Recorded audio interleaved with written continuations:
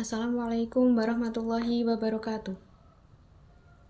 A'udzu billahi minasyaitonir rajim. Bismillahirrahmanirrahim.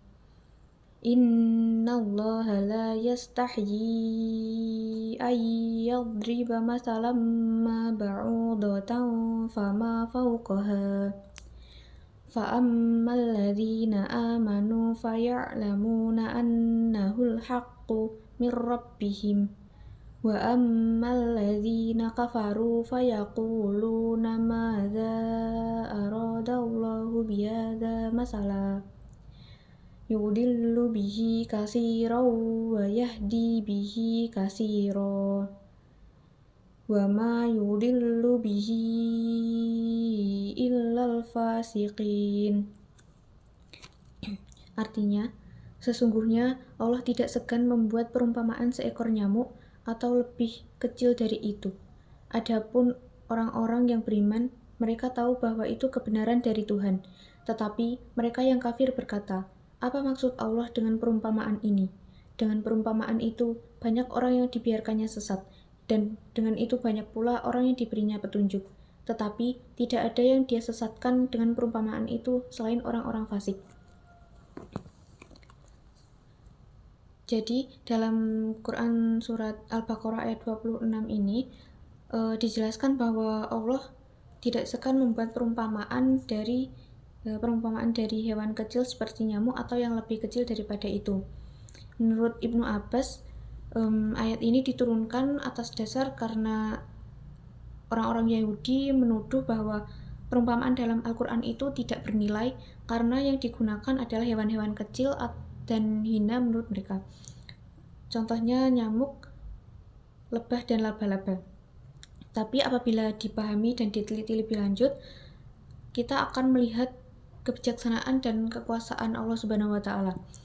Karena dalam hidup nyamuk itu banyak hal-hal luar biasa, seperti dalam hal organ tubuhnya itu tersusun dari hal-hal yang kalau kita pikirkan itu ternyata luar biasa sekali.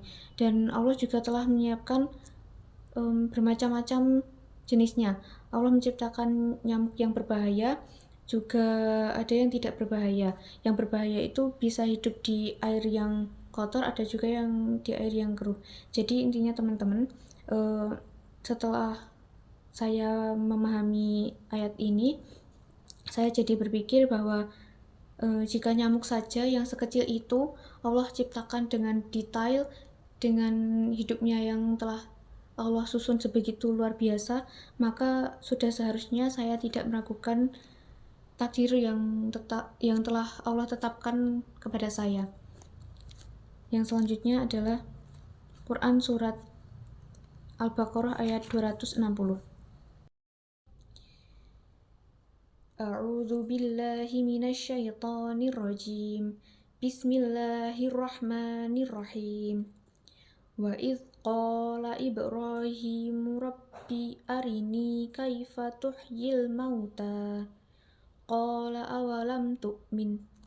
Qala bala walakin liyatma'inna qalbi. Qala fakhudh arba'atan minat tayri fasurhunna ilaika summa ij'al ala kulli jabalin minhunna juz'an summa ad'uhunna ya'tinaka sa'ya wa'lam annallaha azizun hakim. Artinya, dan ingatlah ketika Ibrahim berkata, Tuhanku, perlihatkanlah kepadaku bagaimana engkau menghidupkan orang mati. Allah berfirman, belum percayakah engkau? Dia, Ibrahim menjawab, aku percaya, tetapi agar hatiku tenang. Dia, Allah berfirman, kalau begitu, ambillah 4 ekor burung, lalu cincanglah olehmu, kemudian letakkan di atas masing-masing bukit satu bagian. Kemudian panggillah mereka, niscaya mereka datang kepadamu dengan segera. Ketahuilah bahwa Allah Maha Perkasa, Maha Bijaksana. Jadi, dalam Quran Surat Al-Baqarah ayat 260 ini memuat kisah atau sirah atau cerita tentang percakapan Nabi Ibrahim dengan Allah. Dalam ayat ini diceritakan bahwa Nabi Ibrahim memohon kepada Allah supaya Allah memperlihatkan bagaimana cara Allah menghidupkan kembali makhluk yang telah mati atau meninggal. Lalu kalau sekilas kita lihat di sini Nabi Ibrahim tuh seperti meragukan kekuasaan Allah. Tapi sebenarnya tidak, teman-teman.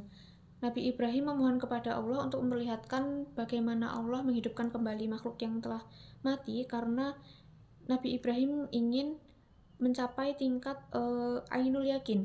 Jadi ainul yakin ini keyakinan atau kepercayaan yang sangat kuat karena telah menyaksikan sendiri dengan sesungguhnya, dengan mata kepala sendiri begitu. Dan di samping itu, selain untuk memperkuat keyakinan, Nabi Ibrahim memohon seperti itu juga karena untuk menenteramkan hatinya begitu. Jadi teman-teman, setelah kita pahami ayat ini, saya pribadi berpikir bahwa tidak boleh saya meragukan kekuasaan Allah karena tidak ada yang mustahil bagi Allah begitu. Jadi seandainya saya memiliki mimpi yang bagi orang-orang atau bahkan bagi saya pribadi itu mustahil, saya tidak boleh berputus asa tetapi tetap berusaha dan yang utama tetap berdoa kepada Allah karena tidak ada yang mustahil bagi Allah begitu. Dan sudah sewajibnya hal-hal yang atau keajaiban yang terjadi dalam hidup saya itu membuat keimanan saya menjadi lebih mantap begitu. Lalu yang selanjutnya yaitu Quran Surat Ali Imran ayat 7. A'udzu billahi minasyaitonir rajim. Bismillahirrahmanirrahim. Huwallazi anzala 'alaikal kitaba minhu ayatun muhkamatun hunna ummul kitabi wa ukharu mutasyabihat. Fa'ammal ladzina fi qulubihim zayghun fayattabi'una ma tasyabaha minhu ibtigha'al fitnati wa ibtigha'a ta'wilih. Wa ma ya'lamu ta'wilahu illallah warrasikhuna fil ilmi yaquluna amanna bih kullum min indi rabbina wa ma yadhakkaru illa ulul albab. Artinya, dialah yang menurunkan kitab Al-Quran kepadamu Muhammad. Di antaranya ada ayat-ayat yang muhkamat. Itulah pokok-pokok kitab Al-Quran. Dan yang lain mutasyabihat. Adapun orang-orang yang di dalam hatinya condong pada kesesatan, mereka mengikuti yang mutasyabihat untuk mencari-cari fitnah dan untuk mencari-cari takwilnya. Padahal tidak ada yang mengetahui takwilnya kecuali Allah. Dan orang-orang yang ilmunya mendalam berkata, kami beriman kepadanya, Al-Quran. Semuanya dari sisi Tuhan kami. Tidak ada yang dapat mengambil pelajaran kecuali orang yang berakal. Jadi teman-teman, dalam Quran Surat Ali Imran ayat 7 ini dijelaskan bahwa dalam Al-Quran itu terdapat ayat yang muhkamat dan ayat yang mutasyabihat. Ayat-ayat yang muhkamat itu yang jelas artinya, jelas maknanya, sedangkan ayat-ayat yang mutasyabihat itu yang tidak jelas artinya, yang dapat ditafsirkan bermacam-macam. Begitu, dengan bermacam-macam penafsiran sesuai yang menafsirkan.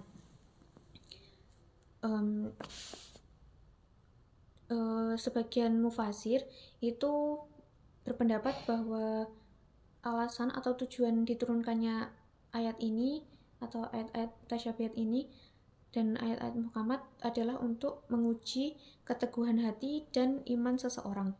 Kalau imannya benar, maka orang tersebut akan menyikapi ayat-ayat mutasyabihat dengan mereka akan berpikir bahwa manusia itu ternyata makhluk yang tidak sempurna, karena manusia diberikan Allah sedikit pengetahuan, sehingga ketika ada ayat-ayat yang mutasyabihat, mereka akan mencoba memahaminya. Tapi ketika mereka ternyata tidak dapat memahaminya, saking sukarnya, maka mereka akan mengembalikan tafsiran itu atau makna ayat itu kepada Allah. Begitu. Lalu, sedangkan orang-orang yang hatinya condong pada kesesatan itu akan menggunakan ayat-ayat mutasyabihat ini untuk saling memfitnah dengan tujuan supaya untuk menguatkan pendapatnya pribadi sesuai dengan keinginannya. Jadi teman-teman, setelah memahami ayat ini, saya jadi berpikir bahwa setiap orang atau setiap golongan itu pasti mempunyai penafsiran sendiri-sendiri, terutama dalam memahami ayat-ayat mutasyabihat. Tetapi orang yang benar itu adalah orang-orang yang ketika mereka melihat perbedaan pendapat atau perbedaan penafsiran, mereka tidak menggunakan hal itu untuk saling memfitnah atau saling menjatuhkan. Begitu. Shadaqallahul adzim. Sekian. Wassalamualaikum warahmatullahi wabarakatuh.